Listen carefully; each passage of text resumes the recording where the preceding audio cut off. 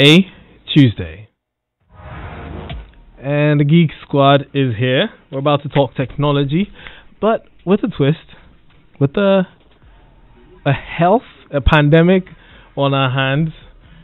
We have to solve some problems with technology. You know, technology can solve a lot of problems. Exactly. Yeah. So I'm here with Maximus Ametogo.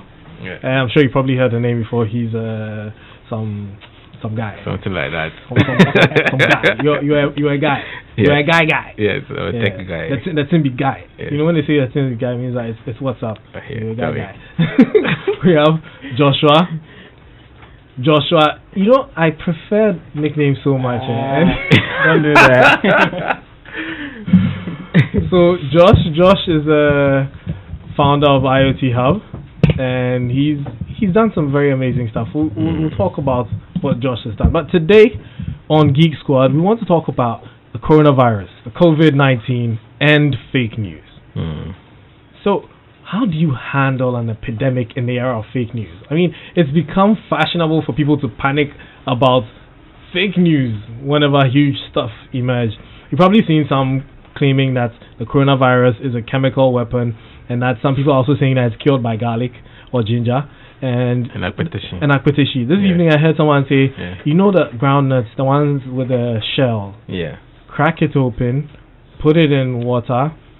Wash all the sand off it, put it in water, let it sit for 3 days and drink it. 3 days. 3 days. And then drink it. And you know what happens? All the viruses that are now, the ones in your body he doesn't know about, but the ones that are coming in could we have a gatekeeper. Yeah, you know, okay. So like they can't get the system. No virus can come in again. Viruses. Yeah. That is what someone said today. And you know, on Sunday, before the president gave his speech, there was a WhatsApp message going around that said that President Akufo-Addo had declared Monday a holiday, which was yesterday, and that was untrue. Yeah. But as ever with the now common panics about fake news, things are much more complicated and generally understood. So people don't understand, and they just make it even more complicated. And much of the fake news is spreading through WhatsApp. Yeah. Private chats. Yeah. All social media, you know, and some of them some come from clearly distributable websites. How do people verify? How do people debunk? How do people stop the spread of misinformation?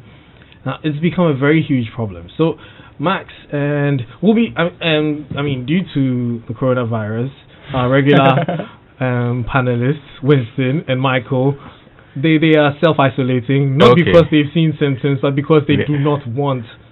They're scared?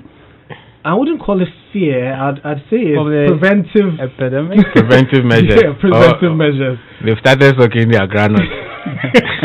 Possibly. Well, according to Winston, he says, you know, better safe than sorry. Yeah. So he'd rather, you know, stay indoors and what do you call it? Social distancing. Yeah. But this distance is actually a very, very long distance. Isolated distance. So we'll call them to get their opinions. Anyway, so Max, what's your opinion about Ghana's media coverage of the COVID-19? I think the media, they've done well. Joy FM and the other media channels, and especially government also pushing the right information to the media people so they can cascade it to their audience. So for me, I think the media, they've done well on that. I would also prefer more, you know, real-time updates. So every 30 minutes I should be hearing something, right? Since you have the incidents now increasing. So we should be hearing something and then give us maybe 30 minutes or hourly update of what is happening, especially the preventive measures. I think we need to hear it repeatedly. Yeah. But you guys have done a lot of good when it comes to messaging in these times. Great. Josh. Good evening, fellow listeners, and I wish you all safe. I would like to draw us attention to the kind of revolution we're in now.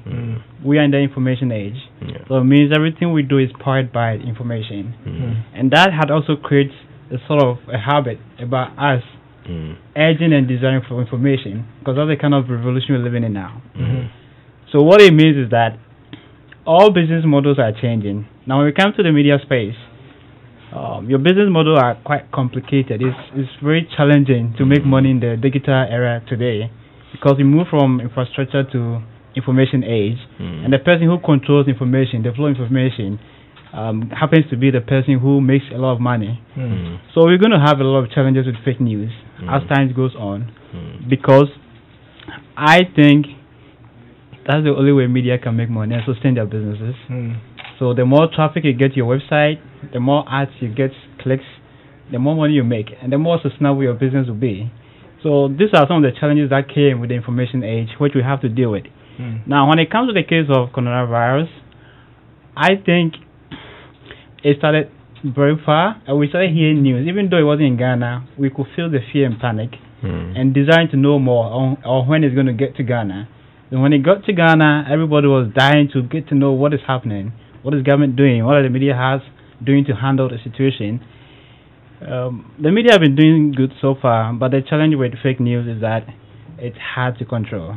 Because in a click of a button, millions of people have access to this information. How do you put them back after you realize it's fake? It's impossible. And once you get it, the next thing you do is you tap share, and you have a group of 50 or 20 or number of people you keep sharing. So the speed at which news thrive in this era is very, very fast. That's why it's kind of challenging to deal with fake news. And it's not just Ghana or our media houses. It's a worldwide problem. Google, Facebook, they all are dealing with that. So that's what I can say. Okay. So before I'm more interested in some of the most bizarre fake news. I think this would be the best platform to debunk some of these things that you've heard. Personally, the one that I saw that was the most bizarre was this afternoon, where there was a video of, Chinese, they really symbolize the dragon. And then I saw one that says, see what they saw this morning in China. They believe it's coronavirus leaving the surface of the earth. And this was a dragon I saw that too. going into the sky. Said it was going into heaven. A kind of magical powers. And I mean, people were sharing this. And it was trending because too. they believed it. But is it even the image, is it even true? Somebody acted it, somebody did a simulation, somebody did an animation CGI. of it. Yeah, of course. So more like a collision of viruses so there's flying a away. in a the whole, dragon. So it left the people's bodies. Because for fake news, of course, it has to, if it's about China, of course, if you want to use a particular animal, it has to be the dragon. So they need to create the make believe of the video, so people can believe it.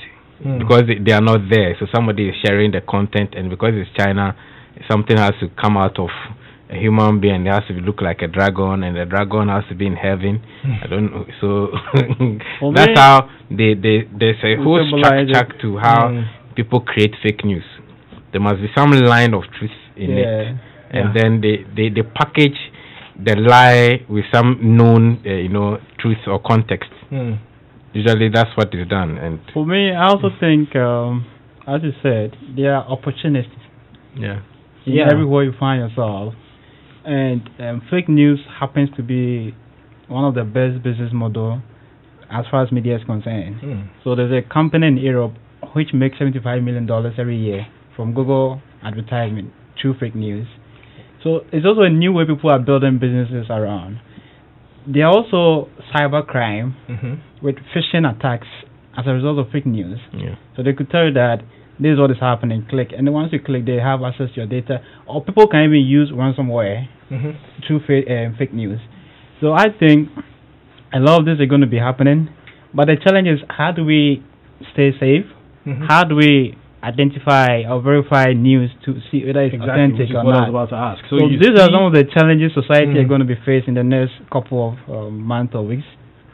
How do they verify some of these fake news stories that are out there? So, for instance, I mean, it's understandable if you get a link and then you follow the link. We've already told our listeners time and time again, look at the link, be sure it's from a site that a reputable news source, and if it is, then it could be true. I'm using could for a reason. That's right. Max, you want to say something? Yeah, I think when it comes to the deep fake, especially on WhatsApp, I think the group admin should be able to take over when it comes to content about this particular virus. So you have to send clear content with the admin before anybody shares any content about the virus. At least it will reduce the volume of content that is pushed to the group, and then you'll be assured that the right amount, the right information will be pushed to the group if the group manager gets it, at least from reliable sources, from the ministry's page, from the government, from the credible media channels, so they can push it to the members. But if they don't get off those people, if they don't moderate the volume of content that is pushed about the virus, they are going to have a lot of content that most of it won't be true, and then the rumor ones, the fake ones, will also be pushed through it, and people will still be consuming as and when the content comes on the go. So they don't believe. In fact, they'll believe some, they won't believe some, and then till the government one comes to either authenticate or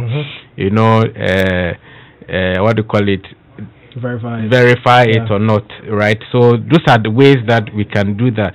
And for me, we should be able to follow pages also on Facebook and Twitter, follow reliable pages where you can get the verified information or authentic information from, and stop following the rumors and the exciting headlines that will lure you to click on something, or there's a dragon coming out of people and all that. The temptations are always high. For curiosity drives content. That's the challenge. So when you create some curiosity around the content and mystery around the content, people will be forced to, or they'll be lured to click on the content or watch a particular video to the end. Somebody comes and say, I'm a doctor in a hospital in the USA and blah blah blah, and then all of a sudden, based on their personal pronounced credentials, we tend to believe what they are going to say afterwards, but you can't even verify what the person, the intro or the credential they are even giving to themselves is even true.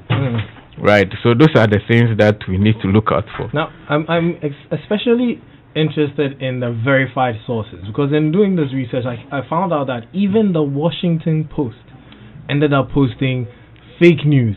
I mean, which CNN later debunked, and then it got taken down. So sometimes fake news could come from verified sources. That's right. I think you see the drive to be the first to break the news, the drive to be in the lead in terms of what is breaking, will force people to do that. For me, just make sure, even though you are working in real time on a real time channel, when it comes to online, verify and make sure they are putting the right information there. So you don't need to delete or remove or write a rejoinder to say, okay, a previous story we did this wrong and all that.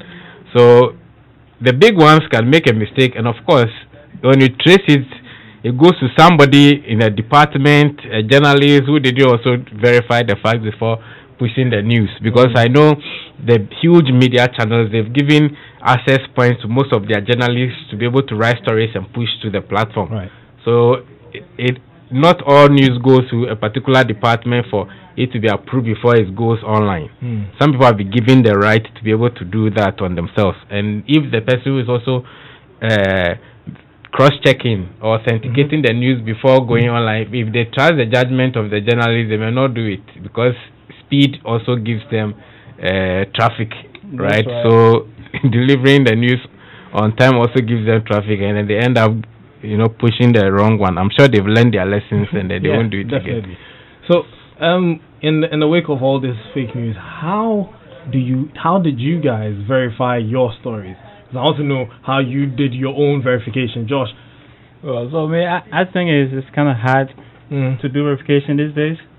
Because imagine having information flowing. Yeah. Are you going to verify every news that comes in? Well, you have to. You have to. Else you'll be following dragons. Can you do that? I mean, we're all supposed to do it. Follow the dragons or verify? We're supposed to verify every information we get. We're supposed to think through, analyze it before we even share it. Yeah. But the desire to be the first person to share in a group, the desire to be the first person to spread something, okay, let me say we are in the attention economy where everybody wants to seek for attention. Yeah. And the person who will get the most sort of has some sort of power. Yeah. So this all drives, and these are all built into our society now. It didn't just start because of coronavirus. It has been there for years, with celebrities tweeting and posting, trending, and we following.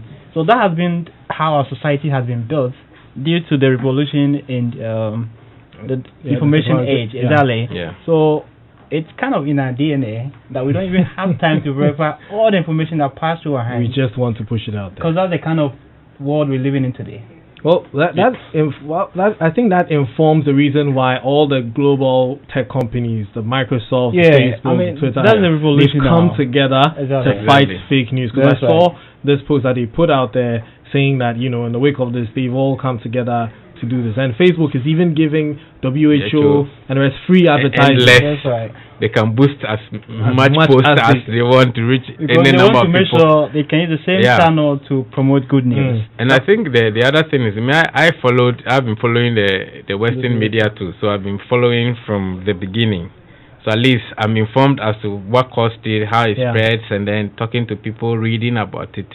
So you are just waiting for your local stories or the local context to be able to also follow that. So if somebody is telling you, because the president knew about it, that's why they gave that huge amount of money, I was like, that's a childish way of talking, because if countries are giving $30 billion to solve this problem, billions of dollars. Yeah. So the president is just being cautious about what can happen, and of course Ghana is also a hub in terms of travels, and a lot of people, import. Yeah. Almost all the cases you realize that they were imported from the location, the source location. So we have to be very cautious about that and not discredit or wrap mischief around news that we must take seriously. We have Michael and Winston on the line. Hello. Hello, everybody. Yeah, guys. So the cavemen. Yeah. Are you guys there? Yeah, I'm here. Okay, so you guys have been following the discussion, and you have decided to, yes, like Max put it, cave yourselves. Yes. Okay, so quick one. Have you guys seen any of the fake news going around? Oh yeah, we have. Winston, first off with you, what's the most bizarre fake news story you've seen, and how did you verify it? Okay, so I am not really on the whole fake news thing. This is what I think about what is happening. The information surrounding what is going on is very scarce.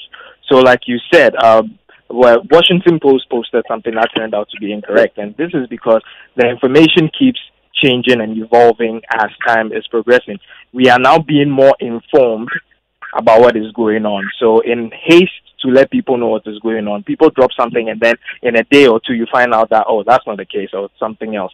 So in verifying the fake news or news that is considered to be totally incorrect, I feel like using multiple sites is one of the best ways. Definitely you can use the WHOs, you can use the Washington Post, but I've talked about this before. Google has a feature called Full Coverage, where on a new subject they will give you all the other news outlets that are talking about this particular issue.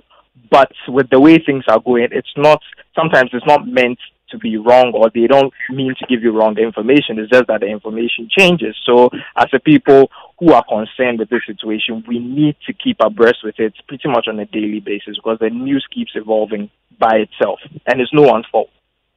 Right.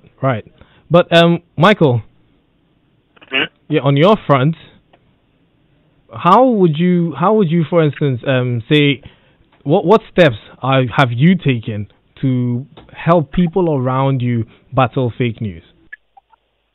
Well, it's a multi-step process. First off, you receive the news they've got. I ask them first off, like, this news you've given me, does it fit in with the general around the world? For example, when researching this, you in a group before I saw a news allegedly from the UK, and that the UK government is now going to give everybody £1,000 to ride out the quarantine. Yeah. Along with an alleged link to the government site. Yes. Now, to show you how to apply. Yes. Even before clicking the link, I was already dubious on the news, because if you follow the news, you realize that this completely opposite UK government position. Michael, you're breaking up. Okay, Yeah, we can hear you now. Okay, I'm saying that if you follow the news leading up to this, it is completely contrary to the UK government's position that this isn't as big a deal as as it should be, and we'll just write it out. Everything will be fine. Why would they then suddenly say, "Oh, if everything's going to be fine, let us give you extra money as well"? No government does that. Yeah. But then that's the thing. You need to apply a bit of context to it. And sometimes, fine. That's an extreme case where what is being purported to be the news is completely fake in order to get people to click on a link. In this case, it was meant to be a joke illustrating the dangers or the pitfalls of fake news. But if someone had replaced that link with a phishing website to steal your information or enter your details so that you're not eligible to receive money, give us your banking details and your date of birth and all those important things. If you're not paying attention, boom, you've left yourself wide open to financial fraud. And that's even in the case where they don't then decide to go and then start placing in other phishing or even ransomware to lock your entire system and charge you extra amounts of money to unlock it. Yeah. That's even one way of going about it. Now, what is more frequent, especially in the recent outbreak, is news that is similar and it starts off flowing alongside with facts that are currently fully and firmly established, but they always add a little bit of extra. What's the word that you use? Spice. Yeah, Mike must say spice. Yeah, extra spice is actually quite right. Extra spice. Yes, I know it was terrible. Moving on. They throw in all these little extra things that are slightly related to the story, but now start to make the stories turn into a completely different direction. You have conspiracy theories about the virus being a bioweapon, a man-made weapon that was unleashed upon the world. You have stories about it's a conspiracy so that the world population will reduce, or it's an attack on Africa, or it doesn't affect black people at all. Like all these little bits, and it's not as if these things aren't without precedent. If you follow the news, you find out, yes, there were certain things that happened. Yes, there was a military conference in the city where the outbreak took place just before the virus happened. Is it likely that suddenly these countries that have been aggressors against each other for decades suddenly decide, let's attack the entire world? Starting with ourselves. But that's the thing. These things, you get these little bits of facts, and then someone takes those facts and exaggerates them just a little bit so it's not so bad, and the next thing you know, these fake news are start to proliferate. And that's even in an international sense. And the worst thing is, actually the worst thing about these fake news is where they are going to. You're sitting down and suddenly your group chats are exploding with stories and tips from alleged doctors. And then these news sites, bbcnews.org, but BBC News isn't a .org site, but it is an alleged BBC news article. I mean, there was even a whole some slides that were sent around that were purportedly coming from UNICEF that was talking about how long the virus stays on metal surfaces and everything. When I saw that, I knew right from the get-go that this wasn't right, because the English in itself was not correct. And knowing UNICEF, anything they put out there has to follow a certain brand guideline. And this was orange and gray and UNICEF is blue and white. Yes, those are not UNICEF colors. That's not how UNICEF present their things. But then you start to wonder, what is all of this for? Is this so that people can click? And clickbait is a big part of this. Because it brings attention to people's own accounts. At that point, I guess it's sort of counterproductive in that these fake news come because people put them out, or people come to their sites or their accounts for whatever reason. But then they are so outrageous and so crazy, and people feel they need to spread them around. The original site is now long fast gone. No one remembers where it came from, but more and more people share because I want to help. I want other people to see how important this news I've gotten is. And suddenly next thing they are getting stories that saying that, mix these herbs together and you will be completely immune from the coronavirus. So I'll get back to you in a bit. Max and Josh in the studio. So, you know, one thing that we've come to establish the fact that yes, people are spreading fake news, but for the sake of all those who listen, who think that hey, we know how to verify the news, we know how to find the right stories. I saw this, I went online and I saw that was on a website. That in itself is verification. What are some of the steps that people can take? Because, mind you, Googling is one way to find stuff, but it's also the way to find the fake news too. That's right. Yeah. And so, you know, most of even the fake news sources also have an army of supporters.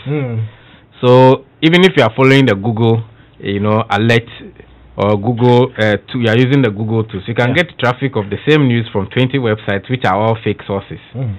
So now you have to identify, that I'm getting content from the local, you know, ministry or the local organization, from government, from trusted media channels. If I'm going external, it has to be WHO or UNICEF or whoever, and that's all. You are not interested in any other particular. Exactly. So that's all. That should be your guide. And I think the WhatsApp group moderators. Yeah. That's what the deep fake thing is. The admin should take hold of the content that is pushed there, so they clear some of the content with them. Of course, if somebody is sending a link, you can always cross check. You can always click to check whether it's a credible source or not. Otherwise, reduce the amount. And if you think adequate information has been pushed to the WhatsApp group concerning this virus, stop people from posting, maybe, and then you'll be dropping it once a day or something in the morning or even in the evening or twice a day. So you moderate the content schedule when it comes to the virus, so you don't have. So basically, if you're an admin and people are posting, someone is posting fake news, kick the person out. Exactly. And then get kind of hard to do. Get the group members. No, it was 50 WhatsApp group. Yes, and I'm also on almost the same number of WhatsApp groups. When someone drops something, you can't take the content off. No, what you are doing is, you see, every group, a communication channel must have a plan and it must have a policy. Usually, when we open WhatsApp groups, we don't enforce that. Things, yes. So I'm on a lot of WhatsApp groups where it is stated 10 points, what you can do, what you can't do. And then at this point in time, the group admins must moderate the kind of content you post. Otherwise, you'll be there and then they'll start sharing rotten bodies or dead bodies and say, okay, coronavirus killed them, because everybody has the ability to just share the content. Give the admins the right to, you know, moderate that, and I agree to it. I think I'm in a group where this is done. It's actually an auto group, exactly. But the rules are so strict. You post something, you are axed. And some of the group will suspend you for 3 days or 4 days. We will remove you right now. So if you're listening, it's very important to mention. I think it's very important to mention that this also applies. WhatsApp group admins who are running WhatsApp groups for official company WhatsApp groups, please do your job. Don't be afraid or cowed by the CEO if they feel that they are going to override you in terms of what the sort of content that should be in a group and how it's supposed to be run, and you're not allowed to do your job. Kindly retire it back to them, let them reassign someone else so there's no conflict. Because you have to take this solidly. Because I'm in a office WhatsApp group, and I'll give my CEO credit. He is very particular about most of the information he reads and posts to the group. And his score sheet isn't perfect, but he's still above 85% in the correct mark for submitting content to the group. Still 15% of fake or questionable news, which isn't bad, but then there are others that are right down there in the 1% group for correct information being posted to the group. Now, I am not the admin of the group, but we have an admin present, but the admin has just had an all-hands-off approach to the thing, because some of the people who are posting these things are senior to the admin, and she doesn't want any problems. Right. But that is proliferating more of these things happening. Leave aside then the more thorny issue of family WhatsApp groups. Now you hold that thought. So if you're listening and you want to join in the conversation, you can send a message to 0244-340437 on WhatsApp, 0244-340437 on WhatsApp or Telegram. If you're in a WhatsApp group, if you're on social media and you've been seeing fake news, how do you fight it? What kind of stories do you see? How do you address the links or the stories that people share to you? How do you verify them? I'd like to hear from you. Send us a message, 0244340437. Hey geeks, trust you're all good. I personally think some of these outbreaks is experiment gone wrong at labs.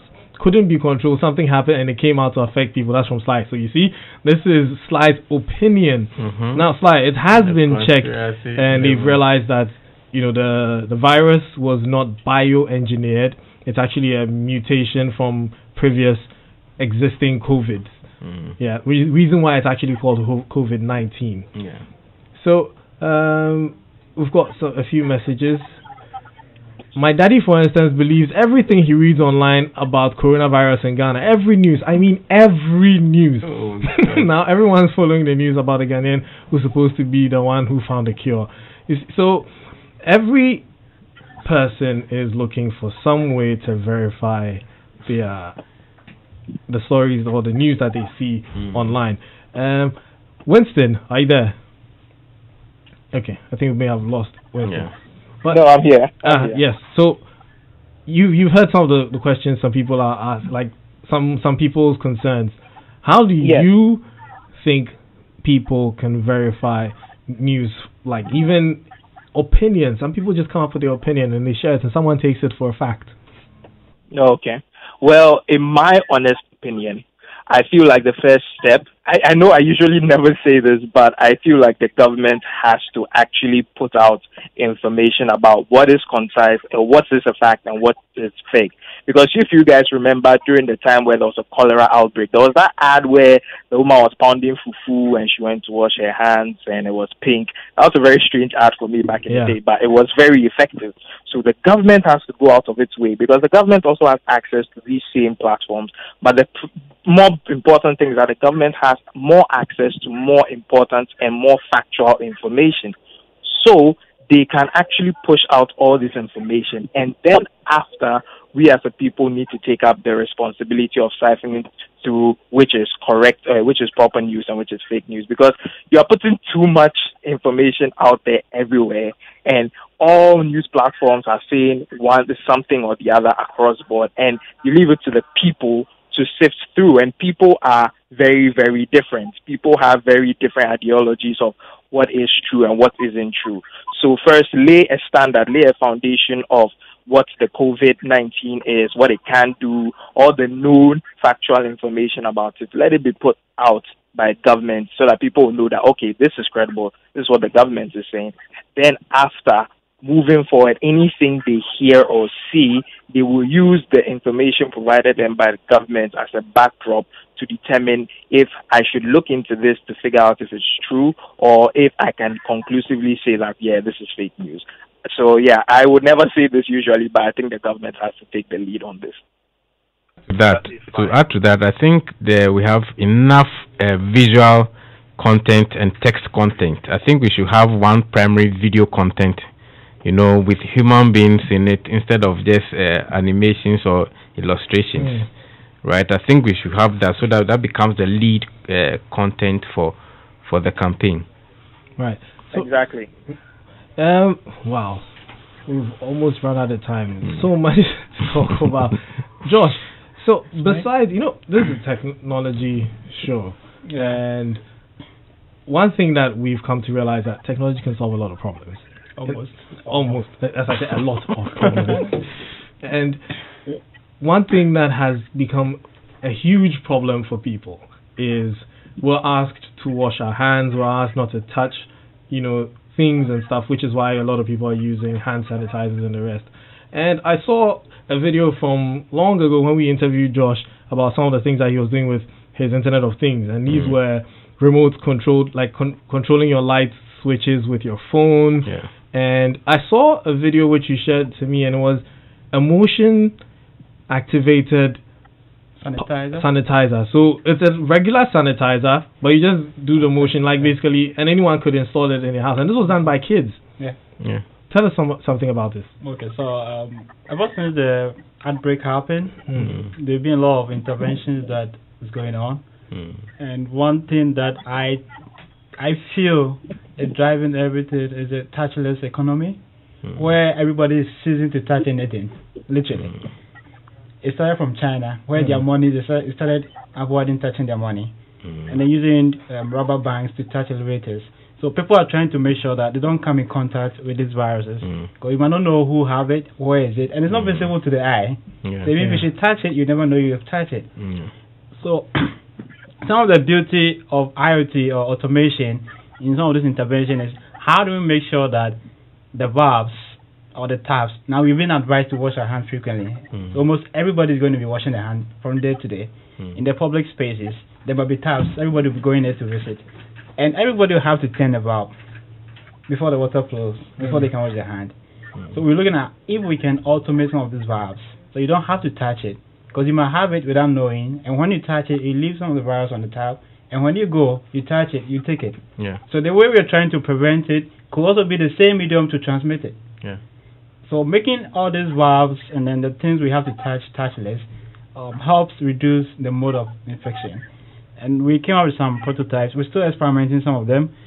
For the lighting and switching and anything appliances and electronics, both public and households, we already have a solution for that, which with your mobile phone, everybody will be able to control appliances, doors, and everything without touching them. But when it comes to the water taps, the sanitizers, we're also working on experiments, which we are almost through with it, where you don't need to tap the valve. Once you get your hands closer to the valve, the water flows. When you get your hands closer to the sanitizer, it sprays in your hand. You wouldn't have to touch anything. So these are a couple of interventions we're looking at. Another thing we also realize is, can we also depend on data to get information on how far the virus is spreading? As we're speaking today, we should be able to have an app that could tell us that in Africa we have these cases in this place. It takes these days to grow to that stage. We should be able to track in the movement. So we'll be able to put strategies in place.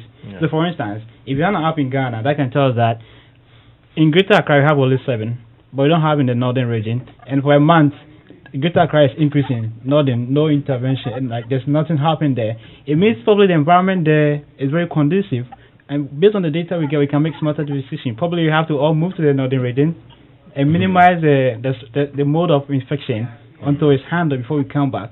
But with that data, we can make all these decisions. So we're looking at coming up with a crowdsourcing app where we can get data real time and be able to predict the next place where the virus is going to hit in the country, the number of people who have been affected, the rate at which it moves, and that kind of things. Because if we don't have enough data, we can make smarter decisions, and we can make smarter decisions, we can overcome the virus. And if you're listening and you're a gamer and you have a very good graphics card, NVIDIA has opened up folding. So commit all that power. I'm talking to you, Desmond. I'm talking to you, Cecil. I'm talking to you, Joe Gage. I'm talking to you, all those guys with very powerful gaming rigs. Commit all that power to all this folding. What some time ago was for protein folding for cancer research. Now it's for COVID-19 research. That's I'm calling you guys out. All my gamer friends, I'm coming into the group to come and call you out. If you don't do it every Tuesday, I come on air, I'll call you out. So I got a message that says I verify messages that come to my WhatsApp groups, but first waiting for you guys to announce it on multimedia platforms like your radio station. I got to know about the case of the student of the University of Ghana from a friend on one of the groups, but I waited till you announced it. Now that's a good one to go. You didn't give us your name. So some people do exercise. You know, good, should I say, news hygiene. Exactly. By verifying. Others do not. So, and one thing too I noticed is that even though Facebook has given the WHO and all these people access to Boost Unlimited, we find that they're not, should I say, people do not gravitate towards positive news. They're always going to the fake news. Like it's like you've got the right news over there, but they want to hear the bad news. I think there's something psychological to do with it. So we've got Nino Tedua on the line. He's a psychologist. Maybe he could give us some insights with the human mind and why it prefers negative news to positive news. Hello, Ni. Hello. Yes, Mikey, can you hear me? I can hear you perfectly, sir. So I was asking, is there anything psychological? Sorry? Just call me Naughty, not me. Sorry. Hi, Naughty. Me is fake news. Okay, so no need fake news. Naughty. Right. Is there anything psychological about people preferring negative news to positive news? I don't think it's fair to say people prefer negative or fake news, because as of the time they are patronizing it, I don't know whether that determination has been made already.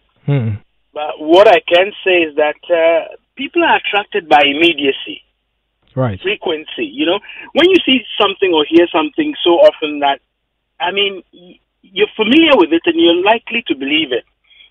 And, you know, those who churn out fake news work on this potency and frequency, and it works on the mind. So you see it, and it's powerful. Sometimes it even sounds absurd, but then it works up your adrenaline. It's emotive, and therefore you chase it up just to check it out. And that's all they need for it to grow. So we've got to be mindful of that.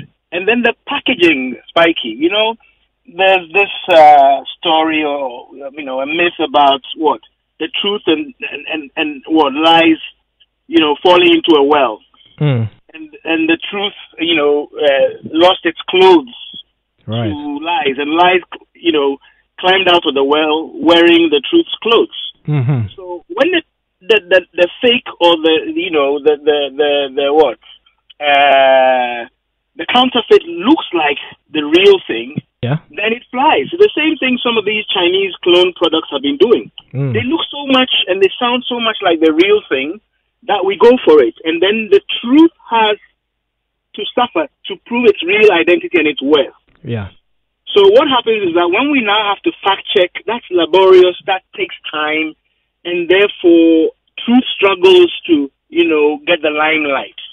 So we've got to understand some of these things and then start using the strategies that, should I say, disconnect some of these wires that have been fired up in the brain psychologically, and then you start to accept the truth. So in a sense, psychologically, perhaps in media space, truth is starting to look bland and boring, right? Whereas this one is packaged in a way that it thrills, it turns on the adrenaline. Got it. Thank you very, very much, Note, for that insight. It was very, very, very helpful. So, Max, now finally to deep fakes. Now, this technology that can make someone look like they're actually saying something. There's technology that can edit someone's voice and make them say what they never said. And in a time like this, even in the developed world, they're unable to deal with this. How much more us in the third world countries who don't even know about this technology being, available? Like, for instance, this dragon going through the sky is CGI. Very obvious that it's a computer-generated image. But some people believed it because of superstition. It feeds into their... Exactly, feeds into their belief system. Now, this is where they actually seeing the lie wearing the clothes of the truth, like Note mentioned. How do we even deal with this?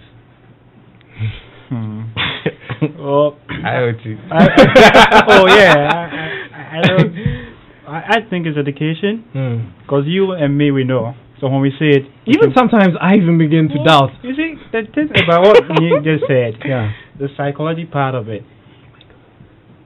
Naturally, we have been wired in a way that we don't have to really think deep or think twice about any information received. But once we get it, we perceive it, we consume it.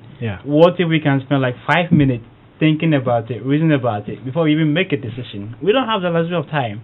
I mean, public could be how our society has been built. The ones who receive information, we just consume it. We don't ask questions, because you can't ask questions. We don't think from different angles about the same situation, because that's not how our society is built. So all this behavior in society, things we've been doing, will be taken to the internet. And when it gets to the internet, because of its exponential power, it affects a lot. So I think education is the only way. And I also think the good people who have the digital skills should be able to do something. So probably we have some J's who can build some technology that can differentiate between fake and the news, the correct one. I think that could also be an intervention that could help. And I also think in the US they also have some websites that are gatekeepers, so content gatekeepers. Yeah, so like the Factometer or a couple of other ones where you can go and verify. I think we should mention the URLs for people. Yeah, but the thing is that most of those channels have foreign content. So if something is customized for the local consumption, it's quite difficult verifying the as at that time. So the real-time verification, you will not get that maybe over time before you're able to verify. I think this is a good business venture for someone who's home during this period, who's not doing anything. Exactly. Yeah, you can self-employ yourself to become a fact checker. Exactly. And create a website, put facts out there, localize it, and people will come to your website to see if this news about Ghana is true or not. Exactly. And you can have Google AdSense, then you can be making money. So inventing. Yeah, and when you do that, remember you heard it on Geek Squad. All right. And the thing is, you see, with the deepfake, you may not have the technology to be able to do that, to create those kind of fake, content, but I'm sure we are in the election year and some people may invest in that. But the thing is that we have to always cross-check. Yeah. If it's a video and then if either the president or whoever said something, you can always cross-check from any channel. That's why the media people always follow the politicians. Around, So at least you have 4 or 5 sources where you can cross-check whether they really said that statement or made that statement or not. So educate also yourself, like my friend said. At least be aware that there's deception on the internet, there are deepfake, there are false news and all that. So you shouldn't waste your curiosity on such news, and then you become also an advocate and a channel for promoting such news. When you see something like that, just wait, verify, cross-check with other sources before you believe it or even share it. Otherwise, keep it to yourself so that you don't end up becoming a vector of the virus. And then also, I've seen a few, for instance, photoshopped images. Yeah.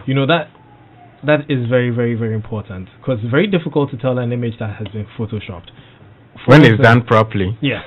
When we hadn't confirmed a case of coronavirus in Ghana, there was a post from, was it BBC or CNN, that was claiming that Ghana had discovered a case. Yeah. And it was clearly photoshopped. The person just took the header where the logo of the website was, put it on it, and then put a story directly under it, and then shared it to WhatsApp, and it went viral. And I think the other thing people must look out for, I just touched my face, sorry. Normally when you have a post, the way the post is displayed within your news feed, it's what they call a postcard, right? Where the name is, the timestamp, how the post appears and all that. Always be careful. Be familiar with it, so that if somebody is able to copy that card, the postcard, and start sharing fake news, you can tell. Sometimes either the timestamp is wrong, the font they are using is wrong, either how the alignment of the post is also wrong on the thing. So you must always check that out. I think this is a time we have to be very, very critical thinking in every information that we come across. Exactly. So someone just sent, I throw it back at you guys. Joy FM should set up a place on the website that fact-checking happens. So far, you guys only do it on radio. But I offer myself to be on that team. I have a history of being a fact-checker in several WhatsApp groups. That's from now. Big shout-out to you. We will hit you up. So, Michael and Winston, what are your final words? We've got a few minutes to go. Well, Winston, you go first. Okay, well, my last words are very simple. And as much as we are also concerned about fake news, I feel like there are other messages going around on WhatsApp that are equally as important to pay attention to. Like, I've seen some very interesting messages from alleged churches and their grievance with the whole directive and everything. And if anybody wants to know why that directive is so important, they should just Google Patient 31 South Korea, and they will get first-hand information about why that directive is important. So not only should we be concerned about fake news, but we should also go out of our way to look for proper news about everything, because the news is evolving every day. I check up on coronavirus every day. I've been doing so every day since December 17th. So, yeah. So, Mr. Fact Checker, start our website. I think I will. Michael, your turn. Well, I mean, it's not too different from what has been said before. Whenever you see something, if it's a question, we just take the little bit of extra time and question, find out the facts for real. Is that what is actually being said? Is it what is the agenda that may be being pushed by pushing some sort of news? And then just do a little thinking and analysis.